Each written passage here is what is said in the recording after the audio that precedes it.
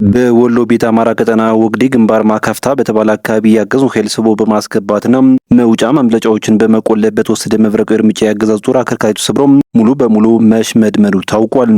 በዚህ የስቦ መምታት እርምጃ 81 ያገዙ ወታደሮች ሲደመሱም 30 ክላሽና በርካታ ወታደሮች ደግሞ በጀግኖቹ ቁጥጥር ስር መዋላቸው ታውቋል።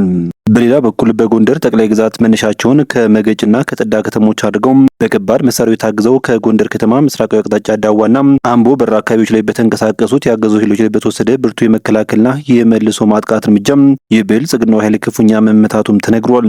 ፋኖ በወሰደው ስልታዊ የጥቃት እርምጃም 25 ያገዙ ወታደሮች ሲደመሱም ክላሽንኮቭ መሳሪያዎችና በርካታ ተተኳሾች እንዲሁም የእጅ ቦምቦች ጭምር በአርበኞቹ ቁጥጥር ስር መዋላቸው ተረጋግጧል። በዝርዝር እንመለከተዋለን።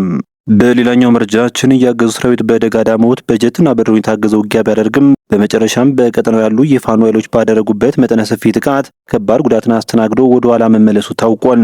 በፋኖ ኃይሎች የደረሰበትን ከባድ ኪሳራ ለማካካስም በደጋ ዳሞትና በስናን ወረዳዎች በፈጸመው የከባድ መሳሪያ ድብደባ የአንድ ዓመት ህጻናትን ጨምሮ 9 ንጹሃን ወገኖች መረሸናቸው ተሰምቷል። መረጃውን በዝርዝር የምታደምጡትም ይሆናል። ሰላም ጤና ይስጥልን። የተከበራችሁና የተወደዳችሁ ቤተሰቦች እንደምን ቆያችሁ? እነሆ ለሰዓቱ እጅግ መደመጥ ያለባቸውን ወሳኝና ትኩስ መረጃዎች ይዘን ቀርበናል። በቆይታችንም ቀደም ሲል በአርዕስቱ ያስደመጥናችሁን ዜናዎች እንዲሁም ሌሎች መረጃዎችን በዝርዝር ወደ እናንተ እናደርሳለን። እናንተም ለቻናሉ አዲስ ከሆናችሁ ሰብስክራይብ እንዲሁም ቪዲዮ ላይክ እና ሼር እንድታደርጉ በትህትና እየጠየቅን በቀጥታ ወደ ዝርዝር መረጃዎች አለፍን። በድጋሚ አብራችሁን ቆዩም። በወሎ ቤት አማራ ቀጠና ወግዲ ግንባር ማካፍታ በተባለ አካባቢ የጠላት ኃይልን ስቦ በማስገባትና መውጫ መምለጫዎችን በመቆለፍ በተወሰደ የጸረ ማጥቃት እርምጃ ያገዛዙ ጦር አከርካሪው መሰበሩ ታውቋል። 81 ያገዙ ወታደሮች በተደመሰሱበት በዚህ ተጋድሎ 15 ክላሽንኮቭ መሳሪያና 15 ወታደሮች እጅ ከፈንጅ በአርበኞች ቁጥጥር ስር መዋላቸውም ተረጋግጧል። በአማራ ፋኖ ብሔራዊ ንቅናቄ ምልክት 105ኛ ኮር ስር የ45ኛ መብረቅ ክፍለ ጦር አርበኞች በወግዲ ግንባር ማካፍታ ተብሎ በሚጠራው አካባቢ በወሰዱት የስቦ መምታት እርምጃ የብልጽግናን ጦር አከርካሪውን ሰብረው ድል ተቀዳጅተዋል።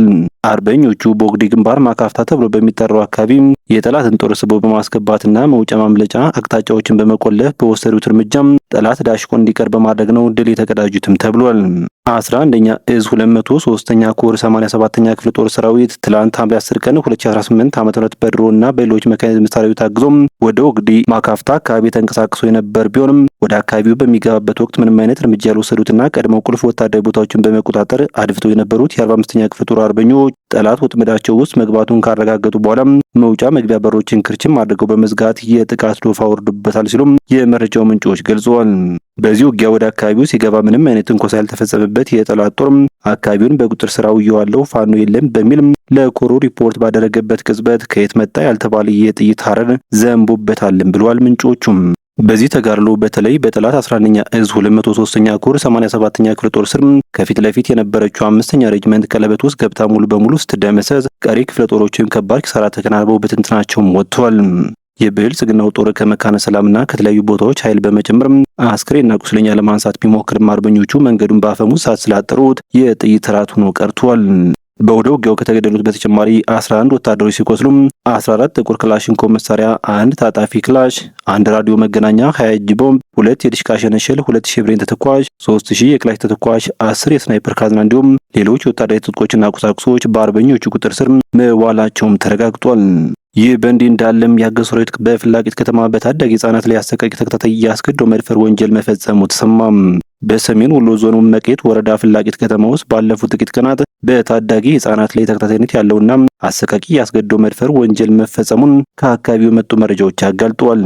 ወንጀሉ የተፈጸመው በአካባቢው ስምሪት ላይ የሚገኙት የሀገር መከላከያ ሰራዊት አባላት መሆናቸውንም የመረጃ ምንጮች አክለው ገልጸዋል። የመጀመሪያው ጥቃት ሐምሌ 3 ቀን 2018 ዓ.ም በፍላቂት ከተማ ጨጓሬ መስክ ተብሎ በሚጠራው ቦታ ላይ አንዲት የ8 ዓመት ታዳጊ ልጅ በአንድ የመከላከያ አባል አስገድዶ መደፈር ተፈጽሞባታል።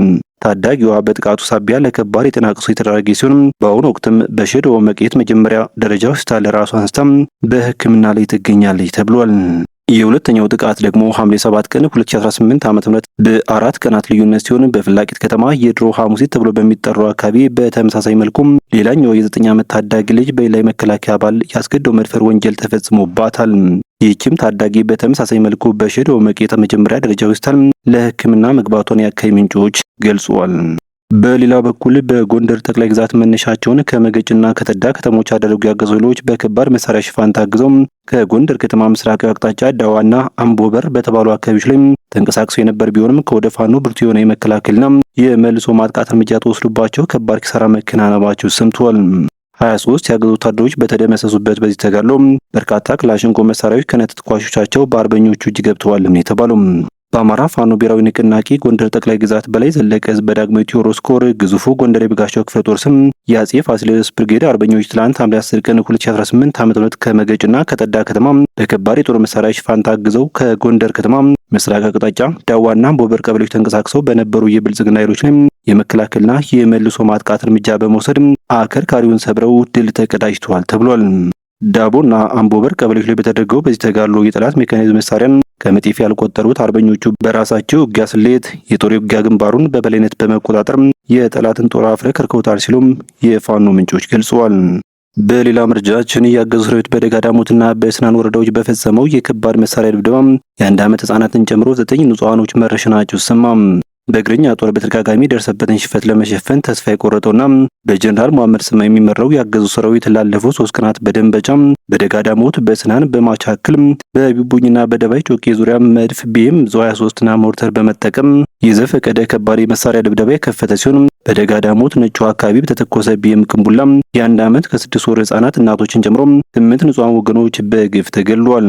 በስናን ወረዳ የ65 ዓመት አዛውንት በመድፍ የተገደሉበት እንዲሁም በደንበጫ ጋሻ መከላከያ አንሆንም ያሉ ተማሪዎች በአሰቃቂ ሁኔታ የተረሸኑበት የዘር ማጥፋት ወንጀል እየተፈጸመ መሆኑም ተረጋግጧል።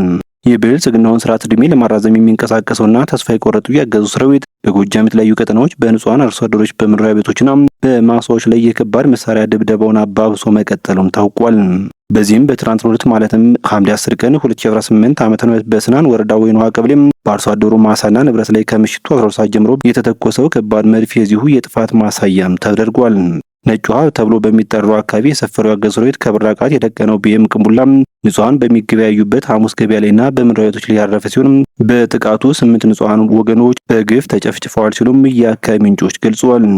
የተከበራችሁ ቤተሰቦች ለሰዓቱ የነበሩን መረጃዎች እነኝን ይመስሉ ነበር። በቀጣይ በሌሎች ዜናዎች እንዲሁም ጥቆማ እስከምንገናኝ በያላችሁበት በሰላም ቆዩኝ።